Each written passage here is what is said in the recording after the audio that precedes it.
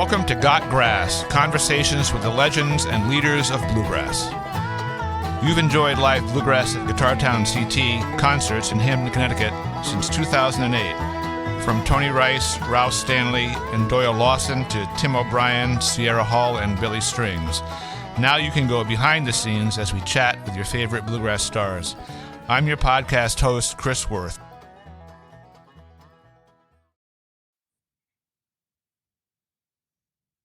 So I've talked to a lot of wonderful bluegrass stars on this podcast, but I realized I've never had a true banjo player on. I've had a couple of people that play banjo very well, like Justin Moses and Tim O'Brien, but so I'm going to fix that right now by talking with the one and only Tony Trischka. So welcome, Tony, to Got Grass.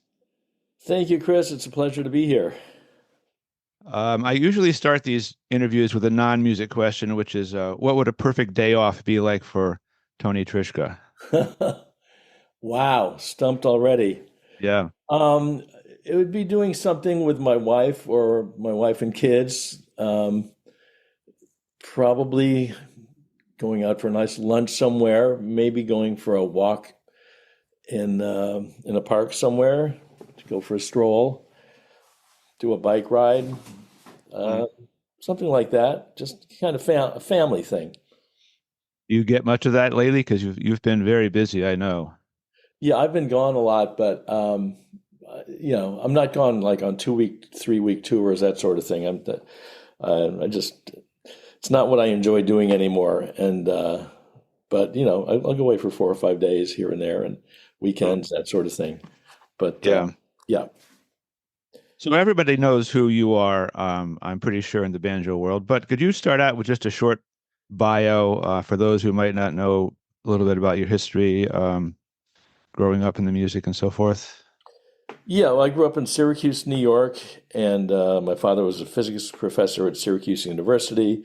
My mother was a homemaker, but she was much more than that. Also, she was a jeweler and did all sorts of great things. And I got into folk guitar. I had flute and piano lessons, then got into folk guitar in the early 60s.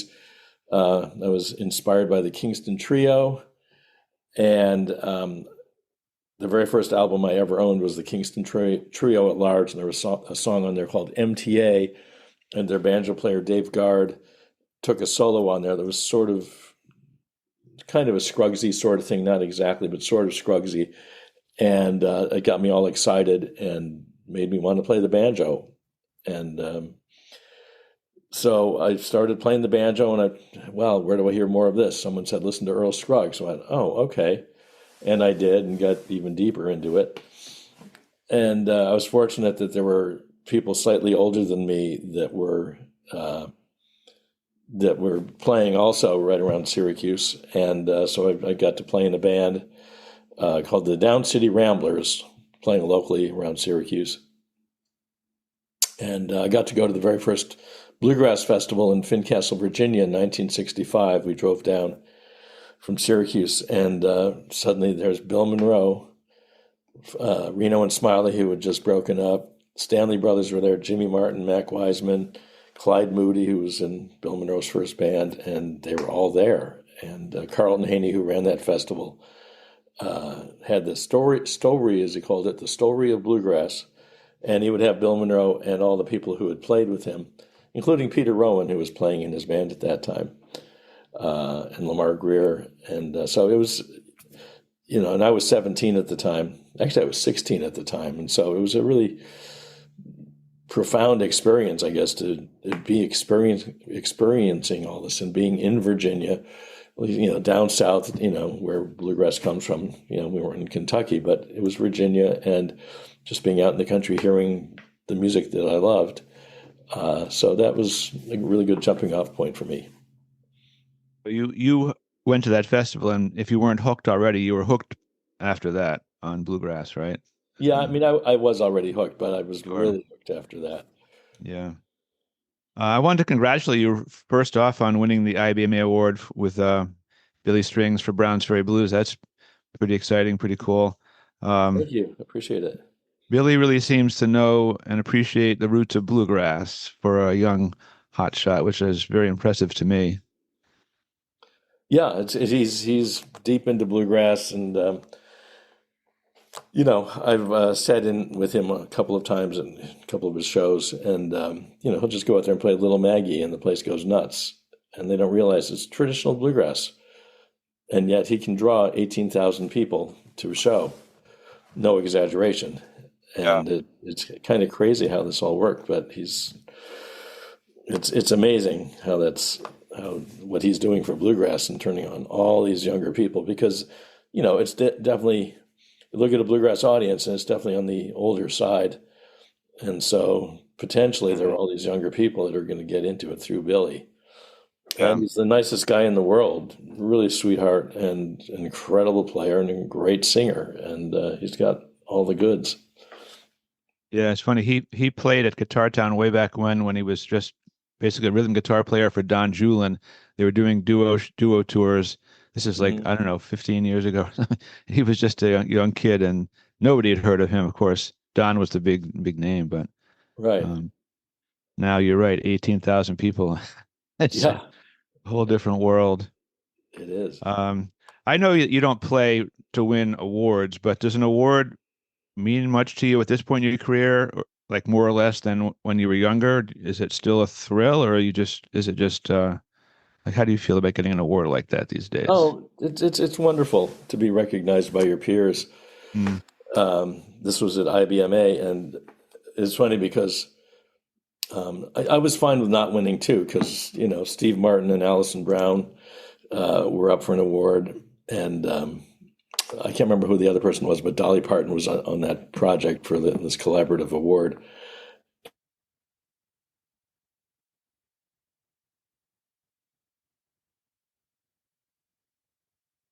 And it didn't register at first that I had won. I thought, okay, well, I didn't win. That's okay. Um, so talking about winning IBMA award and how that meant to you this time, how much it Yeah, meant. yeah. I was. It was a thrill to to be recognized by your peers is always a wonderful thing. And of course, having Billy Strings on the project didn't hurt. But if I hadn't won, it would have been okay too. I was fine with that because Steve Martin and Alison Brown were one of the other. They were also nominees, and someone else with Dolly Parton on the project. So I could easily not have won. But and when they announced the winner, they didn't say my name right off the bat. They said Brown's Ferry Blues, and somehow it wasn't registering. I figured, okay, well, I didn't win. And then, oh, wait, I did win. And so there was this pause for a moment. And then I went up there to accept the award. And it was wonderful. It was a wonderful feeling, again, to be recognized Yeah. by your peers. Um, so you were a major innovator on the banjo. When I think of the banjo history, I think of, Earl Scruggs and Pete Seeger and you and Bela Fleck. But what was it about your own personality or your upbringing that you think led you to be so progressive thinking on the banjo and not just go along with the bluegrass norms? I think it was partly upbringing and partly my musical environment in the 60s. But my parents listened to all sorts of different music, Pete Seeger, the Weavers, the Almanac Singers, and my mother actually went to school with Toshi Seeger, Pete's wife, when like in the 40s. So there was this Seeger connection right off the bat. And I was hearing Pete's music, but the banjo aspect of it didn't register with me. It didn't turn me on at that point when I was very young. But they would listen to classical music. They'd listen to Broadway shows. So I was hearing a lot of different music. I was not hearing bluegrass. Um, so I had these different influences from that. And then, growing up in the 60s with the Beatles smashing down all sorts of barriers of what you could do and not do in popular music. Strawberry Fields Forever is still my favorite song of all time of any genre.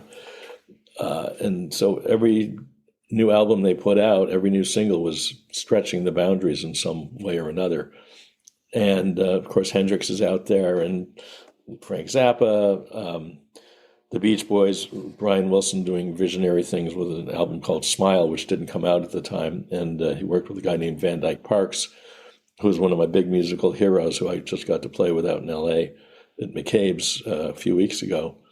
He put out an album called Song Cycle, which was just still one of my absolute favorite albums. So there was this ferment in the music that was out there on the radio. It was what popular music was at that point. You could stretch the boundaries. And so some of that came through in my music. And I was getting into jazz in the later 60s and early 70s, listening to the Mahavishnu Orchestra and Chick Corea and Return to Forever and and Weather Report and Coltrane and Charlie Parker and Charles Mingus and all that. So I was listening to a lot of things in addition to bluegrass. And Stevie Wonder, of course, and some of those things just filtered in a more abstract way into my music. Yeah.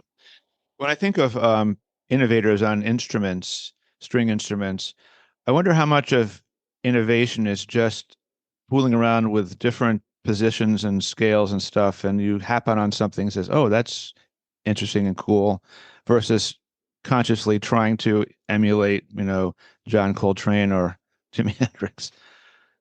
There's a lot of it just a chance, like you're just playing around at home and you figure out these things on the neck and say, "Whoa, that's new." Yeah, I think that's a lot of it. And it wasn't even new. In other words, whatever I was doing, I wasn't trying to, okay, I'm going to break down boundaries here and do some new thing here. Again, it was just hearing things, all these different kinds of musics. Aaron Copland was another huge influence on me, and still I love his music to this day. But it would be just messing around on the fingerboard and just as you said, find some interesting position. And I still do that today. I still try to find something fresh for me and see what comes out. Sometimes it's a technical thing. I'll think, okay, I'm going to work. On my first album, I have a song called The Jig Is Up, which is in 7/4 time. And I'd been listening to this big band leader named Don Ellis, who played in different time signatures besides 2/4 and 3/4 and 4/4. And I stayed up all night listening to it and then woke up the next morning and wrote this tune in 7/4 time. And so I was trying, okay, I'm going to work on. So sometimes it's from a theoretical standpoint. I'll try to do something using a pentatonic scale, a 5-note scale. Or I try, another thing I would do is play in different tunings. I would make up strange tunings.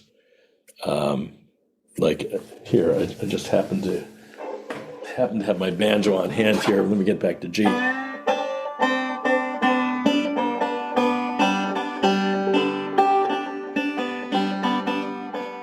So one day I decided I'm going to tune the first string down a half step, third string down a half step, and the fifth string down a half step.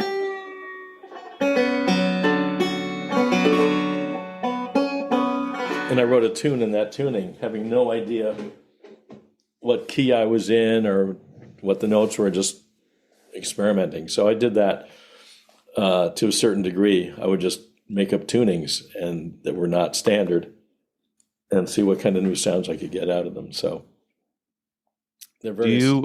Did you learn music theory and keys and scales and stuff as part of your musical education, or just kind of pick it up mostly by ear? Well, I had flute and piano lessons when I was really young, so some of that came from those lessons. Mm-hmm. And then Bill Keith, who was another one of my big heroes, and still is to this day, his music and whatever, all the things he did still inspire me. He was really into theory, and he said, "It's not theory, it's fact." That was one of his lines. But he was into circles of fifths and all these theoretical things. So I would talk to him. We'd get together once in a while, and he'd start explaining some theoretical thing that he was into, and I would sort of get it for the first 5 minutes as he was explaining it, and then I would just kind of be lost, and then I'd see him 6 months later, and he would forget that he had told me that theoretical thing, and go into it again. And this time, I got those first 5 minutes. Then I could get the next 5 minutes, and with 2 or 3 visits with him, I would start really understanding various theoretical things. And so when I'm teaching, I'll start teaching some of these things, and then I'll say, "Wait, I got that from Bill Keith. Oh, and I got that from Bill Keith." So a certain amount of my theoretical knowledge comes from Bill Keith. Yeah. That's a good little quote. It's facts, not theory. It's a pretty good way of putting it. Yeah, exactly. It's not at all theory; it's all real. It's funny. I was listening to an interview recently on YouTube with Billy Strings, who was talking about how he's been taking lessons and learning about music. He was completely self-taught and had said, I had no idea what about keys or anything like that. I just was playing by ear. And he said that when he performs, he in his mind he's hearing what he's playing, but it's not what he's necessarily really playing. He just has an image in his head of what he's playing and how he sounds. And he said, I've been recording myself lately a lot and realizing that what I play isn't necessarily at all what I hear in my head or what I think I'm playing. He said it Hmm. was very enlightening for him to actually hear what he's playing and not just think about what he's playing, if you know what I mean. I thought it was interesting That is comment. interesting. Yeah, and I had heard that he's getting into, taking some theory lessons and those sorts of things, which is great. Yeah. So one of your early bands, I think, was Breakfast Special with Stacy Phillips. Stacy was a fixture in New Haven here for about 30 years and played everywhere and was at jams and was often I would call a prickly guy, but a great guy, very knowledgeable about everything bluegrass. Do you have any special memory of Stacy or playing with Stacy? Yeah, I mean, I was his roommate for a year or so in the Bronx in New York City. When I first moved to New York from Syracuse, was to play with Breakfast Special, which also had Kenny Kosek Mhm. and on fiddle and Andy Statman on mandolin and saxophone, and a guy named Jim Tolles on guitar, and Richard Crooks on drums. That was the original version of the band, and Stacy, of course. And Kenny and I moved into Stacy's parents' apartment where Stacy was living. They just moved out 1 block from Yankee Stadium. So suddenly there are all these bodegas, and it's just this whole other world being in New York City after being in the bucolic rolling hills of Syracuse, New York, and being with these people that were like-minded as I was, like into bluegrass, but having different influences. And Stacy, of course, brought the Jewish and the Hawaiian influence into the music, as did Andy Statman bring the Jewish aspect of it.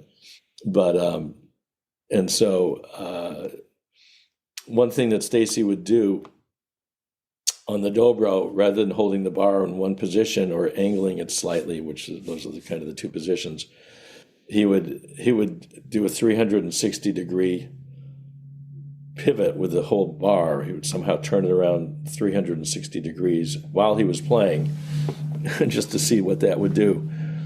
And he would also do geometric patterns while he was playing. He would do, isosceles triangles and hexagons and on the fingerboard, as it were, and just experimenting with stuff. So he was a very cool guy.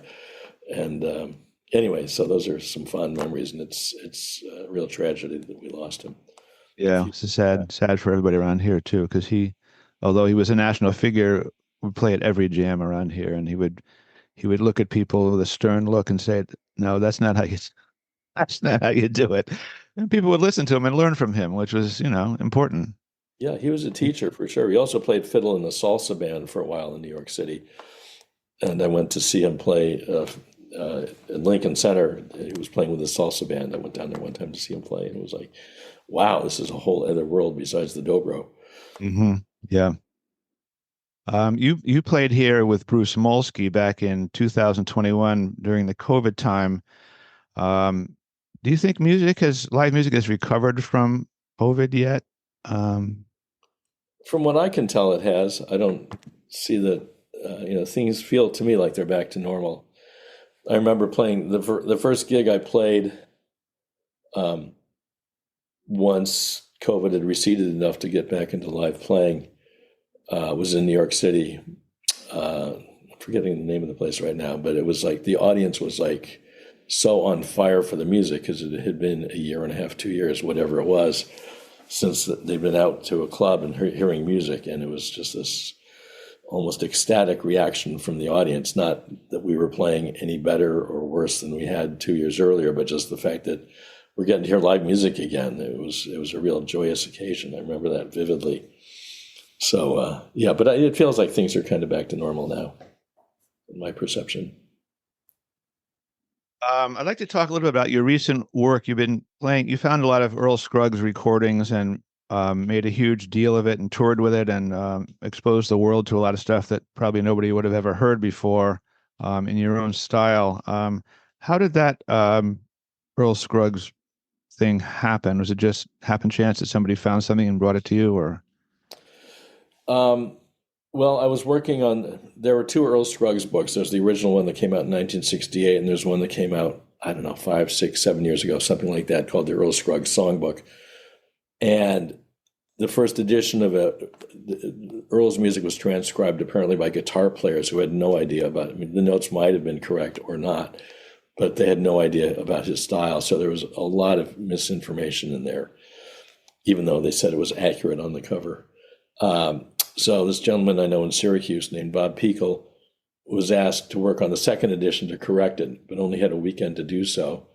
So he got some of it corrected, but a lot was left uncorrected. So for the third edition, he called me and a guy named Tom Adams, who used to play with the Johnson Mountain Boys, wonderful banjo player. And the three of us went through, we divided up the whole book and went through, 15 or 20 tunes each to work on the accuracy. And Bob, here and there, while we were working on this, Bob Pekel would send me a recording of a jam session with Earl Scruggs and John Hartford, like one tune.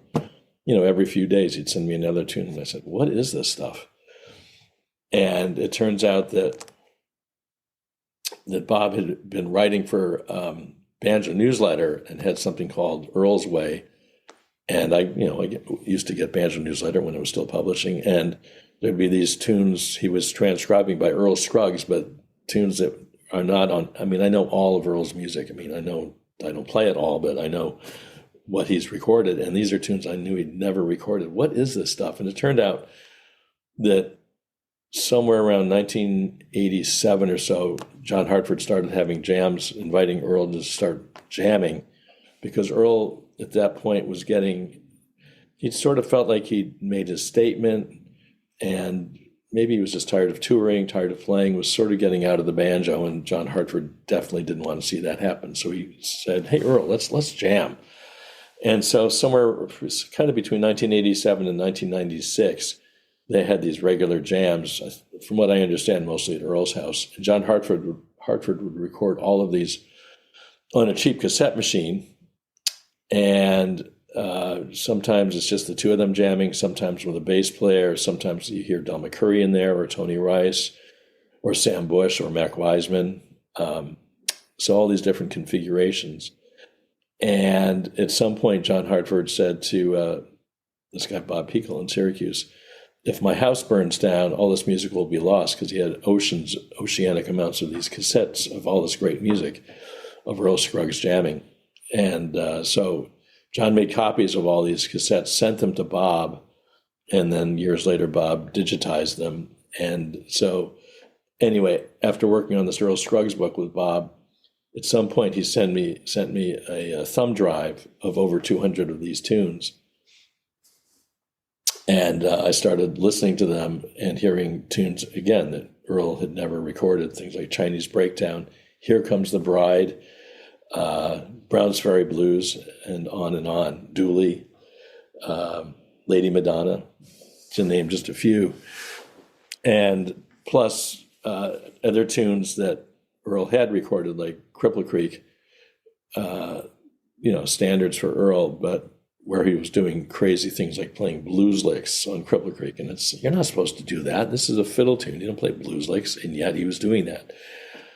So I started transcribing these into banjo tablature just for my own, to get deeper inside it and figure out what was he actually playing here. I got the general sense from listening casually at full speed, but at half speed, it was even deeper than I thought, playing ideas that we'd never heard him do before and getting deeper into the syncopations. It was totally exciting to me. And I started thinking, well, these recordings will probably never see the light of day. So why don't I record a bunch of these things and put them out on an album, which is what I did. So I have this album, Earl Jam, that came out this past June, 2024. And every solo that I take is note for note what Earl played in these jam sessions from the transcriptions I did. So it's not really fair, because everyone else, I've got so many people on here, like, again, Billy Strings and Molly Tuttle and Vince Gill and Del McCoury, and then Bela is on there, and Michael Cleveland, and I could go on and on. And they all get to just play whatever they want to play. I have to stick to the tablature. I'm saying that tongue in cheek, of course, because that was the whole point of the thing. But some of the stuff that Earl did was tricky, and in some cases I could do it live with a band. Other times I had to go back to overdub to get it exactly the way Earl played it. Anyway, so I ended up recording 25 tunes, 27 tunes, 15 of which are on this album. And then I'll be putting out a second Earl Jam album a year from now, thereabouts, with Nice. 12, and I'll fill it out with another few, so another 14 or 15 songs, thereabouts. Yeah. So when you hear a new song by someone like Earl Scruggs and you have to transcribe it, what's the process? You said slow it down to half speed. You do that, and then you just painstakingly go through and write what all the notes are in the entire song? Is that how you work that? Yeah, I mean, it may just be one solo or two solos, but yeah, I didn't work on the backup, at least for this project. The backup is mine, but it's Scruggs based, because I've been playing Scruggs style since 1963. But yeah, it's you just slow it down to half speed, and I've been transcribing things since certainly the mid '70s. So I've got a pretty good ear after all these years of hearing, what the notes would be, and also knowing his style, even though he would do things that were outside the realm of what I'd ever heard him do before. I would have a sense of where he was probably getting that on the fingerboard. So Yeah. it should be fairly accurate. The fact that a lot of these young people like Billy Strings and Molly Tuttle and Bronwyn Keith Hines are playing with you, I'm sure it must be a lot of fun for you, but it also says something about them. Do you think they're kind of catching up to you, like rediscovering you, or how's this all coming about that all these young hot stars want to play with you? I paid them huge amounts of money. No, that's not true. Um, well, in the case of Billy, I met him at a festival 10 years ago. I don't remember, 8 years ago in Kentucky, and we talked a little bit. And then he invited me to sit in on a couple of his shows. And then when Bela recorded my Bluegrass Heart album, I ended up playing on one tune. We did triple banjos with me, Bela, and Noam Pikelny. And Jerry Douglas was on that, and Stuart Duncan and Billy was playing guitar. And just so I got to get into some serious playing on this one tune with him, because Bela's music can be very serious, and you really got to be on your game. And every solo that Billy took was different than the one before, and he could play outside. It wasn't all like right down the middle standard bluegrass. He was really stretching on some of the solos, and every solo was perfect. It was like there was no missed notes, there was no time lag. It was just amazing. So anyway, so I had a bit of a connection with him, and I got in touch with him and said, "Hey, do you want to be on this project?" He said, "Yeah," and so he did. And it was just really fun. And he said, "Since hey, anytime we need a guitar player," I went, "Okay, well, I've got this local gig next week." No, but he'd be up for recording again at some time in the future. So Yeah. make that happen at some point. And then Molly Tuttle, I teach at the Berklee College of Music a few times in the fall, a few times in the spring as a guest, whatever I am, guest instructor or something like that in the Roots Music program. And I worked with her there. And then I do an annual Christmas show every year.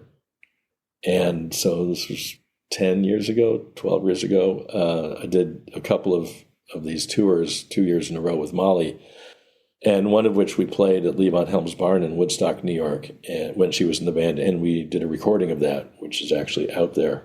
And so Molly's on that. And so when it came time to do this project, I thought it'd be great to have Molly on there. And she said yes. So that's how that came to pass. Yeah. And I've known Bronwyn also from Berkeley. And I did a gig up in Massachusetts with her one time when my regular fiddler couldn't make it. And she was great. And she's still great. And she just got married to Jason Carter on the stage of the Grand Ole Opry. So Yeah. congratulations to both of them. Two wonderful people, wonderful fiddlers. I love her album. I love her singing, actually. I think she's a wonderful, unique singing voice, she's a great fiddle player, always was, but I think her new what do you want to call it, braveness to really get out there and sing. Because I know she was a little unsure. She's played up here a lot of times with various bands, and I know she was a little shy about being a lead singer, but it seems like she's really jumped on it. Yeah, sounds like Eric Clapton. He never thought of himself as a singer, and then he was playing with Bonnie and Delaney, and they said, "You should sing," and he did. So, Yeah. Do you feel any way like you've reinvented yourself lately, or just the world's catching up, the young world's catching up to you? Like if you feel like you've changed to kind of fit in with these younger players, or they're just fitting in to play with you? I don't think anyone's fitting in with anybody. And I'm not trying to. I'm going to play with these younger people because they're younger.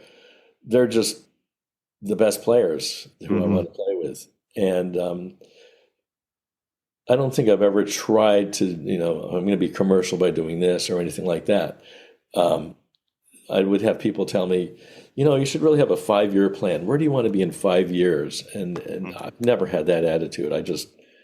Sure, I'd like to be making $1 million a year and have a bus and, 5 houses and, but it doesn't work that way. For me, it doesn't work that way. Most banjo players don't have that. Maybe Steve Martin, but anyway, things come my way. For instance, my first albums were just a lot of original music and trying different things, playing with a bass clarinet or drums and synthesizer or whatever, here and there. But in 1990, I went to something called the Tennessee Banjo Institute down in Lebanon, Tennessee. And I was into the history of the banjo. I knew what was going on at the turn of the century, 1900, late 1800s. They were playing something called classic banjo music, which was like classical music, marches and rags, which were on cylinders at that point. And but at this 1990 gathering of banjo players, I heard these guys playing music from the minstrel era, from like the 1850s, and they had this book from 1855, and suddenly I could hear all the African roots of the music, and it really had this really strong impression on me. And I got a hold of that book by a guy named Thomas Briggs, and it was the first banjo instruction book, and I got a replica of an 1840s banjo, a fretless banjo, and that sort of created this timeline from Africa through what the whites were doing when they appropriated the music from enslaved Africans, through the classic era and old-time music, bluegrass and beyond and all that. And I put out an album called World Turning, which was history of the banjo. So it's just because I happened to go to this banjo gathering in Lebanon, Tennessee, that I happened to hear this music that these guys were playing from the 1850s that led to this whole thing, just like these recordings of Earl, Scruggs, and John Hartford. I wasn't planning on making an album. I got so excited about it. I got to do something with this, and so on and so forth. So my career has always been just what I'm inspired to do at the time, and never trying to, okay, I'm going to jump on this bandwagon, or I'll play with these younger players because it'll help my career. I mean, it didn't hurt that Billy Strings is Billy Strings, let's face it, but right. He's also such a great player and singer, and it was like, you want to play with the best musicians you can. Right. Would you say your approach to playing the banjo, sure it has changed over the years? That's probably a pretty tough question, given all the things you've been through in your career. But in general, I mean, I asked this question to everybody, and one of my favorite answers was Todd Phillips, who said something like, I play less notes, but I try to play the right ones now. So that was his response to that question. Do you have an answer to that question? That's a clever one, but it's great. I don't play less notes for sure. I'm a banjo player, but hopefully I play righter ones. I had an opportunity to write a book for Hal Leonard of tunes that I'd written, and this was maybe 20 years ago, whenever it was, 15, 20 years ago. And I had to go back and relearn tunes I'd recorded on my first albums. And it was great going back to do that because I could see what was my style like back then. And it turned out that there was not as much of a flow in the music. I was like, okay, obviously I just learned this lick and then I connected it to this lick. It wasn't all like that, but it just wasn't as smooth and flowing as it became later on. And so I think I'm more in touch with tone, getting better tone over the years. Because I remember when I first started playing, the idea was to have as high end a tone as you could get. And I remember having my tailpiece cranked all the way down, and I shaved the head of my banjo before you could get clear plastic heads. I just took a jackknife and scraped away the frosting.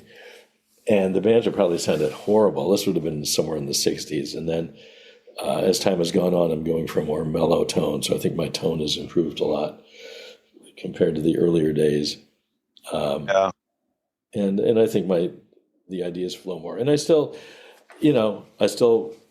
find myself going into a dead-end canyon, as it were, because I still, when I play, sometimes, like when I do my Earl Jam show, I do these live shows with doing the music from, it's an overview of Earl Scruggs' career and also doing tunes from these jam recordings.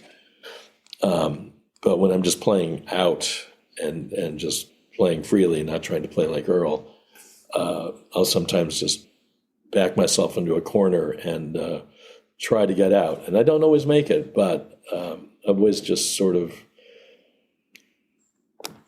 not worried about the consequences, but try to go for something. And if I make it, I do. And if I don't, well, just move on.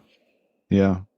When you're playing in a group and you're about to solo in general, are you thinking melodically? I mean, you're thinking, obviously it's a band show, so you're playing a style of a banjo, but are you thinking about the melody of the song as you're beginning your solo, or do you just play it and just comes out whatever it comes out? Are you conceiving it? Yeah, it depends. If it's a straight ahead gig, or if I'm doing more of a Scruggsy thing, I'll try to stick to the melody. John Hartford would talk about Earl doing this, playing the syllables of a tune. And if you ever saw John Hartford perform, especially when he was playing banjo, he would start off with a solo banjo, playing a banjo opening solo, and you would see him lip sync to it. And I asked him about it one time, and he said he was doing that. I thought it was just sort of a nice stage effect. It was kind of a cute thing. He'd kind of lip sync the words while he played his solo without singing. And then he said he was doing that so he could really think about what are the lyrics to the song, because you can sort of play the melody of a tune, or you can actually play the words and phrase it as if those were the words. And I had a chance to play on Alison Krauss's first album when she was like 15 or 16. And she sent me a cassette recording, which I wish I still had, of her singing these tunes.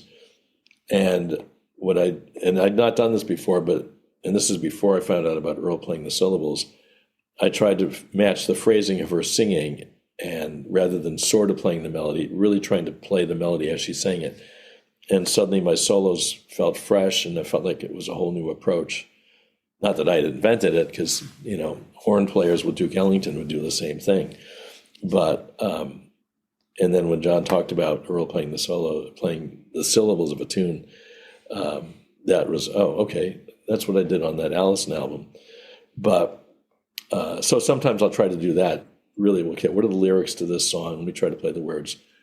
And then there are other times when it's not as much of a straight ahead context. I'll just play whatever comes out. And, I've done that for years. But I went through this crisis, if you want to call it that, I don't know, 4 or 5 years ago, where I was about to take a solo and I thought, I have no idea what I'm about to play. And it didn't freak me out, and it wasn't like I can't play, but it was sort of like it was a slight sinking feeling in my stomach for a moment, like, okay, here we go. I don't know what I'm playing. And something will come out and I'll play it. And I still, many times when I play, I don't know what I'm going to play, but something comes out. Yeah. It's not like it's a directed thing. I guess a lot of musicians have thought and talked about the connection between your brain and your fingers. And sometimes I guess you just play, your brain's not involved. You're just playing, and maybe you're connecting to something else on a different level than thought process. Yeah. You're just experiencing or whatever. Yeah, it's not a conscious thing. I'm just of course, all my influences are in there somehow. Bill Keith's playing, Earl Scruggs is playing, listening to jazz and whatever. All of that gets in there on some level, and then whatever my own musicality is internally, all kind of blended together, and then what's coming out now. So yeah, out it comes. Can you talk a little about your relationship with Tony Rice, who's one of my heroes, and he played here quite a few times back in the early 2000s. I love the song you did with him. I think it's from mid 70s. "Don't Let Your Deal Go Down."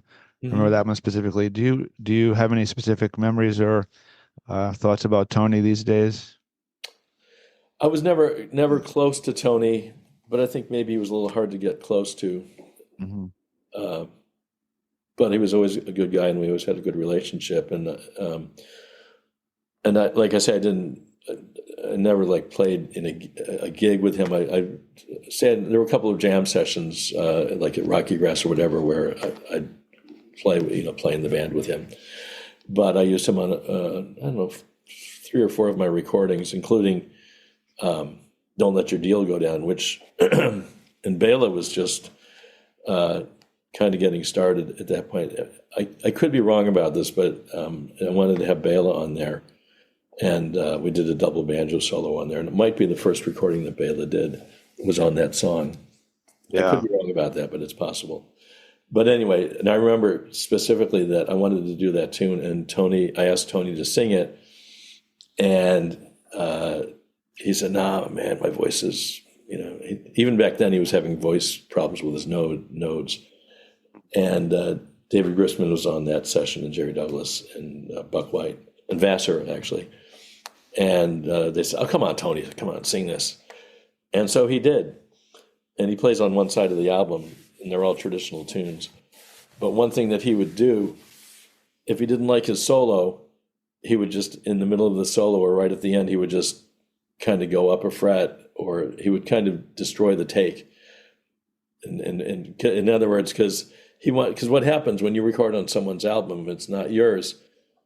At the end of the day, as the talking heads on television say, it's up to whoever's album it is, which take they're going to use. And they could, they might take some take that your solo, that you're not happy with your solo. So that was how Tony worked around that. He would just, if he wasn't happy with his solo, he would just sabotage it. Sabotage it. Yes, thank you. That's the word I was looking for. That's good.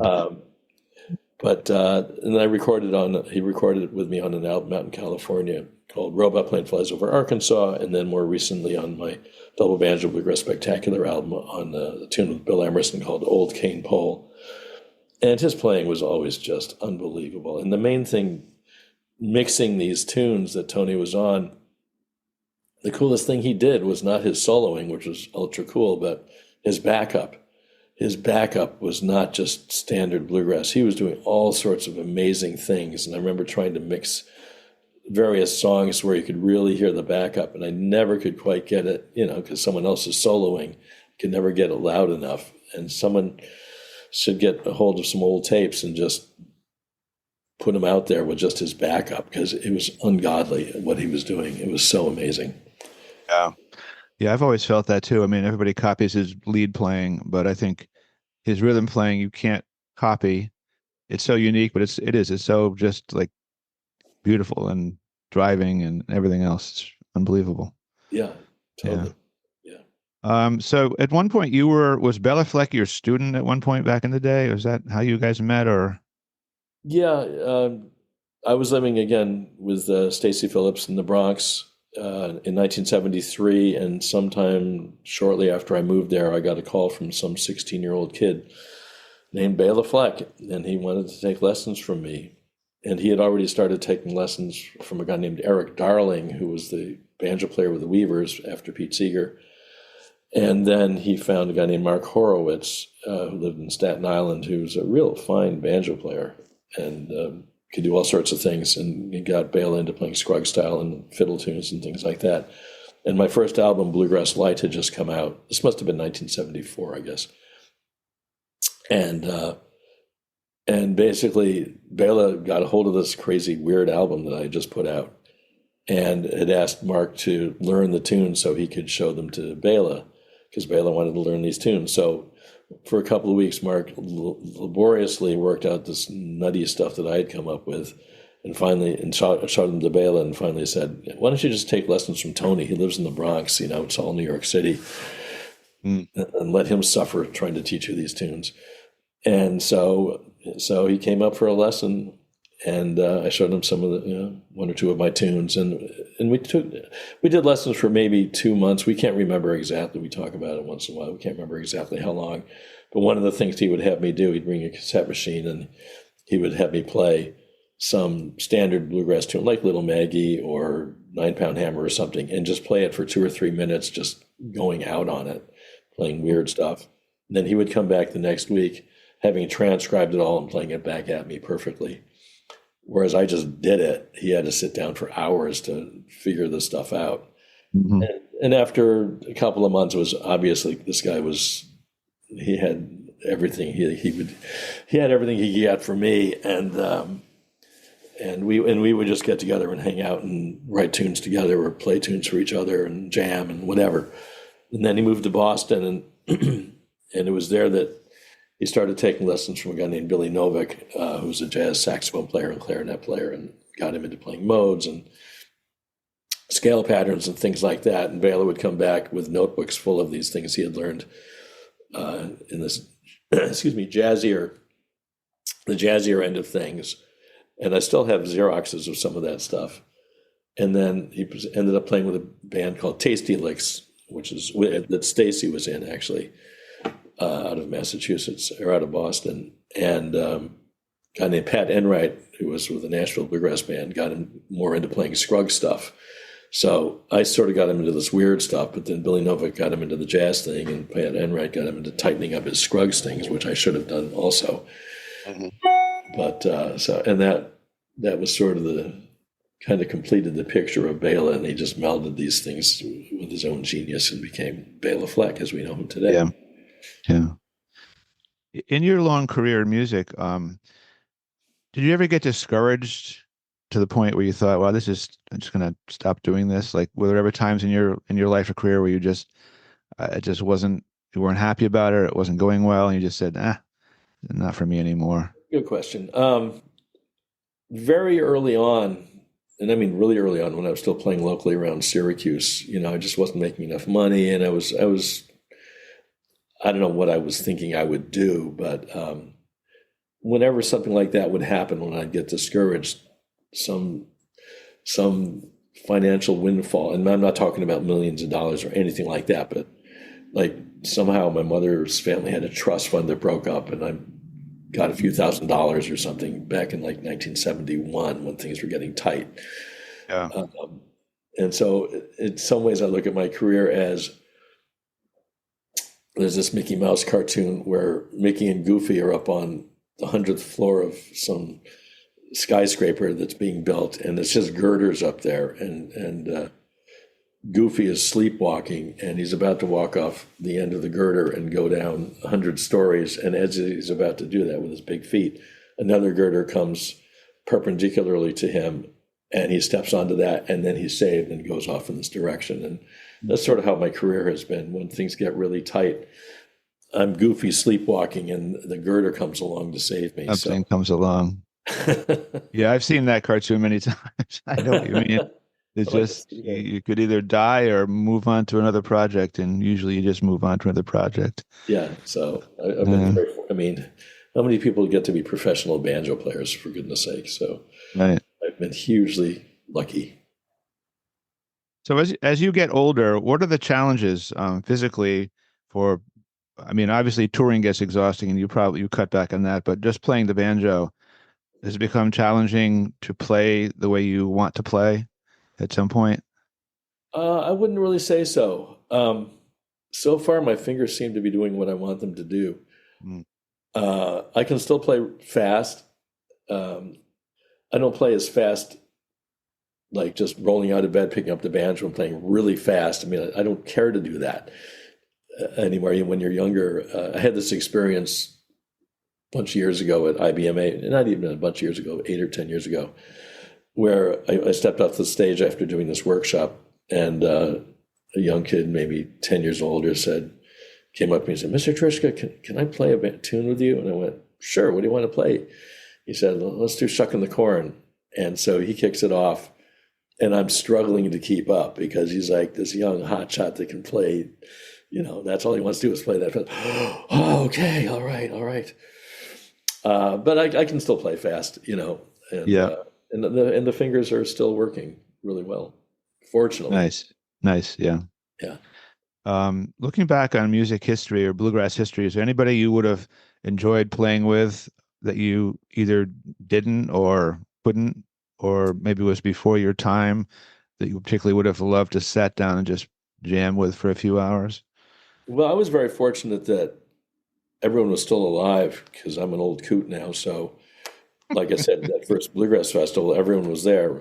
Carter was gone, he died in '66, but I had a chance to jam for a few tunes with Bill Monroe.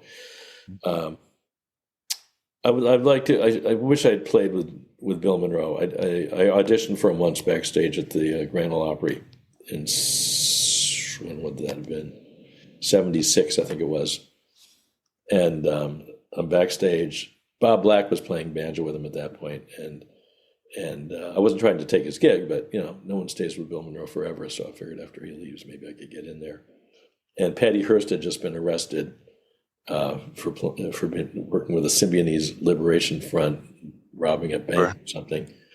And so I'd get backstage, and Bill Monroe was reading his fan mail, and I take the banjo out of the case, and I had the latest Time magazine, and I see Bill Monroe look into my banjo case as I'm lifting out the banjo, and there's a picture of Patty Hearst giving the power salute, having just been arrested. And I figured, oh God, I'll never get this gig now. But anyway, so he said, "Do you have a guitar, man?" I said, "No." He said, "Well, you can use mine." And so I played Molly and Ten Brooks and Bluegrass Breakdown. And he said, "You pick Good Boy, but stick to the melody." And I thought I was playing the melody of Molly and Ten Brooks. Anyway, but then in the mid-'80s, I was playing with this group called Skyline, and we were in Milwaukee at this festival out there, and Monroe was there, and I was friendly with Butch Robbins. And he said, "I'm leaving the old man. I think I can get you the gig if you want it." So I could have potentially gone in after Butch Robbins, but our band Skyline was, we had albums out, we were touring, we had a van, and it just seemed like I'll just stick with this. And I rue that I had done that. I wish I'd gone with Monroe instead at that point. Yeah. That's pretty notorious that you were not hired by Bill Monroe, knowing you, and maybe you just were too out there for him, or maybe it was the Time cover. I don't know. You're right. You might have thought you were a radical from the Northeast or something. I don't know. I'm not sure about that, but someone told me, I can't remember who this was. They told me this recently that I think it was Dave McLaughlin of the Johnson Mountain Boys, who I just jammed with a little bit last week, actually. And this was at Lincoln Center. Monroe was there, and we were playing there, and the Johnson Mountain Boys were playing there. And Dave said he was standing next to Bill Monroe, who was listening to me, and he said something to the effect of, "Boy, he plays really well, and he'd make a good bluegrass boy." So maybe it would have worked out. Who knows? Yeah. Interesting. Yeah. If you weren't a touring musician, what would you be doing these days? If you would go in a different direction in your life, what were you, another passion besides banjo, or was this always it? Nothing like banjo. No. That's been my passion and still is to this day. I still feel really passionate about it, which is fortunate. But in music, in college, I went to Syracuse University, and I was studying. I was in fine arts, music history, and art history. So there was, maybe I'll work in a museum or something. When I was still in school, and that never happened. But I have a interest in art history and art and that sort of thing. But there's nothing else that really drives me besides the banjo and bluegrass music. So yeah. But anyway, so yeah, that's I'm stuck playing the banjo. Thankful for us that you are. Personally, I like to hear a duo. I think a duo is in some ways the ultimate musical performance. Do you like playing duo stuff, just the two up on stage? Oh, I love it. Yeah, I do. as you know, I do duos with Bruce Molsky. We have a couple of gigs coming up next February, I think it is. And I love fiddle banjo duets. And Richard Green, who was another one of my fiddle heroes, invited me to play on an album called, I think it's called Duets, on Rounder, that came out 30 years ago or something. And so I got to play duets with him on that, which was really exciting. And I had a duo show with Bela that we did in the early 90s. We did some touring with just the two of us.